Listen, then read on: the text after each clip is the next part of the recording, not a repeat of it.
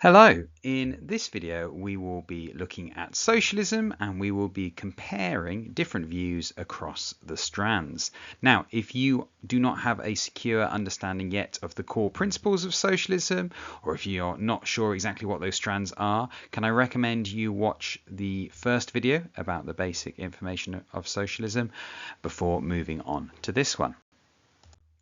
So, the exam board will tend to ask you about different views on a particular issue. And one of the things that they can ask you about is on human nature, the state, society, or the economy. Those are the four areas required by the specification. So for each area, we are going to first look at where socialists agree or there is some agreement, because actually we need to be careful that we don't overstate the similarities, because there is quite a lot of difference in socialism. And we will then explore that socialism afterwards, looking at revolutionary socialists, social democrats, and third way, and how they differ. So, firstly, the similarities on human nature. All socialists believe in common humanity. That's the idea that humans are naturally social and that they're cooperative. It's quite an optimistic view about human nature. It believes that humans aren't selfish innately, and they're not innately competitive. That's society that does that to them. So for most socialists, individuals cannot be understood in isolation because behavior is shaped by those social conditions. And that shared view underpins ideas like collectivism and generally a rejection of liberal individualism. Those are the similarities. There are some differences. So revolutionary socialists, first of all, they would argue that human nature is distorted by capitalism. So exploitation creates alienation and false consciousness. So that means true human potential can only emerge under communism.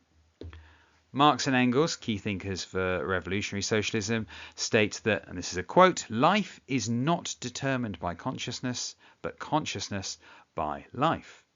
So they would say under capitalism, that exploitation and alienation distorts human behavior, and only under communism can humans realize their true cooperative nature. Social democrats, in contrast, they would agree that humans are cooperative, but they would also accept that self-interest exists.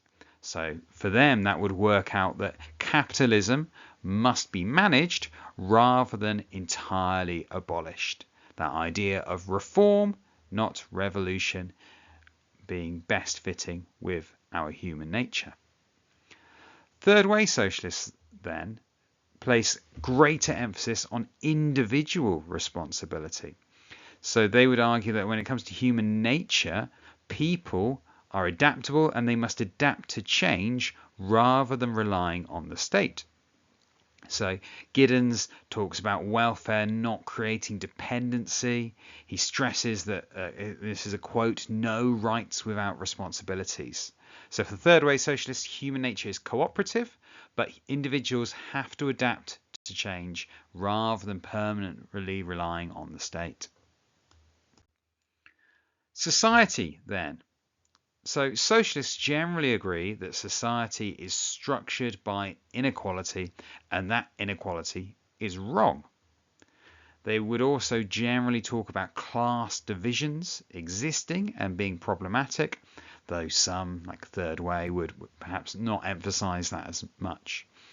Socialists will reject inequality being natural or desirable, and they'd argue instead for a solution of collective responsibility and social justice. So you'll see broad agreement on the importance and the need for things like education and welfare, that those kinds of state provisions for society are a good thing and that they can be a social good. However, there are some differences when it comes to society. Revolutionary socialists would emphasize class conflict. So they'd argue that society is divided between the bourgeoisie at the top and the proletariat, the workers at the bottom. Marx, key thinker, sees society as fundamentally divided by class. He argued that, quote, "the history of all hitherto So all so far, existing society is the history of class struggles. So history is a history of class struggle.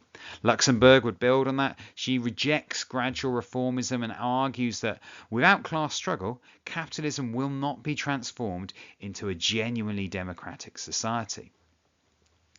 That contrasts to social democrats, who would still aim for social cohesion, but they'd want to use welfare and redistribution to reduce class divisions without full abolition of capitalism. So Crossland argues that capitalism can be managed to deliver social justice. In his book, The Future of Socialism, Crossland argues that capitalism has actually changed and that socialism should now be reduced so be focused on reducing inequality and promoting social justice rather than entirely abolishing class entirely. Third way focuses on social inclusion. So that's the idea of integrating individuals into society through work and education. Third way is moving away then from that class-based politics altogether. So Anthony Giddens, third way thinker, would argue that modern societies are more fragmented and that socialism should focus on social inclusion. Because third way accepts some ideas of liberal individualism but still has that concern about inclusion. So third way would argue we need to bring people into work, we need to bring people into education. That's the future, that's the solution, rather than this framing of politics around a class struggle. When it comes to the state, then, there are some similarities. All socialists, I think it would be fair to say, see the state as closely linked to economic power and see it as a tool for social change. So unlike conservatives or some liberals, they'd reject a minimal state. They believe political authority should be used to address inequality and that the state can be a tool for reducing injustice. Yet, despite that, there are some significant differences. Revolutionary socialists would argue that the state serves the interests of the ruling class and it must be overthrown through revolution. Marx sees the state as an instrument of class domination. So in the Communist Manifesto he wrote, quote, "The executive of the modern state is but a committee for the managing of the common affairs of the bourgeoisie. The government, as it stands, exists for the benefit of the wealthy." So, for revolutionary socialists then, the state must be ultimately overthrown. And actually, Marxists believe the state will eventually just wither away once class divisions end. Quite differently, social democrats see the state as a positive force for reform. They see the state as capable of delivering things like welfare, public services, things that would provide greater equality. Crossland wrote that in Britain, equality of opportunity and social mobility are not enough. That means the state needs to be active. It needs to manage the economy. It needs to intervene in people's lives to reduce inequality. The third way, then, rejects large-scale state control. They'd have more in common in some ways with modern liberalism, with the idea of this enabling state. So yes, the state should invest in education, it should invest in infrastructure, but it should shy away from direct economic management.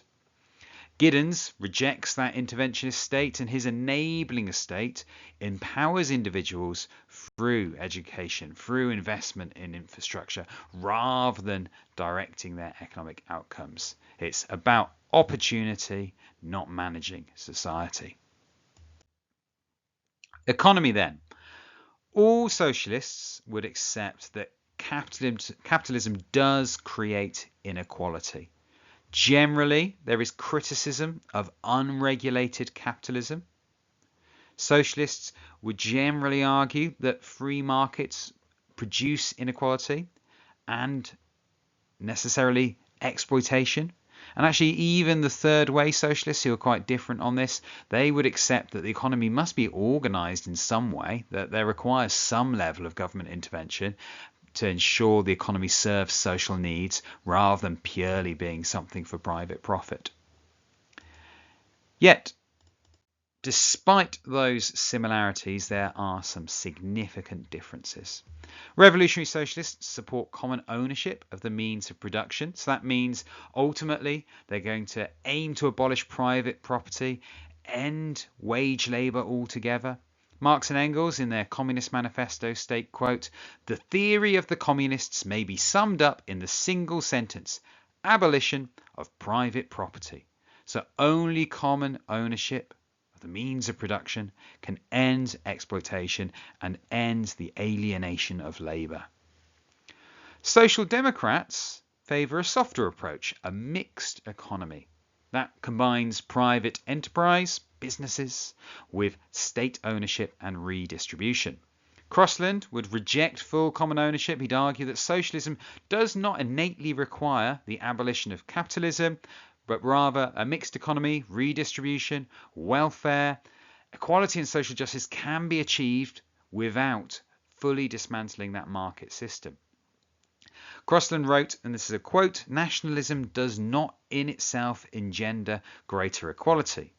So that means that the solution is likely to be found in that partnership between state and business. He actually argues that capitalism has fundamentally changed since the Industrial Revolution, since the times of Marx and Engels, and it's no longer inherently or inevitably exploitative. It can be tamed. Finally then, third way. They would accept market economics in a similar way to social democracy and Crossland's thought, where he updates socialism for his time in the 50s and 60s. Third way would say, actually, the new update socialism needs to take into account is globalization. And globalization makes full state ownership just impractical. It's not going to work. Instead, third way supports regulation. It supports investment to promote equality of opportunity, not necessarily outcome. Giddens would argue that globalization means economies are too integrated and that the nature of work has changed too much. And ultimately, capitalism is good, but it needs to be regulated to promote equality of opportunity. And there needs to be investment in human capital rather than fully pursuing equality of outcome. Finally then, a brief discussion about the principles. There is a different way of comparing in the exam. They might ask you something like, to what extent do all socialists agree on the principle of collectivism? We haven't got time to go into tons of detail here, but just to pull out a few things. So on that idea of collectivism, so that idea that human effort is both of a greater practical value to the economy and value of society than the effort of individuals, revolutionary socialists would say something like, from each according to ability to each according to need. We all need to contribute. A high view of collectivism. Social democracy would see nationalization as a way to apply collectivization. They talk about nationalizing the heights of economy, but ultimately having a mixed economy. Third way, finally, different. Socialism can be adopted and adapted to deliver via the current capitalist system. So if you're interested in exploring more of those, I might try and do a future video on that, but you can always pause here and explore some of those tensions. But a lot of the knowledge that I've discussed in this video about broader areas like the human state, the economy, etc., would be relevant for those questions. It's just about reframing that knowledge that you've gained to focus on that particular aspect. So we'll leave it there. Thank you for watching. I hope that's been helpful, and I'll see you again soon.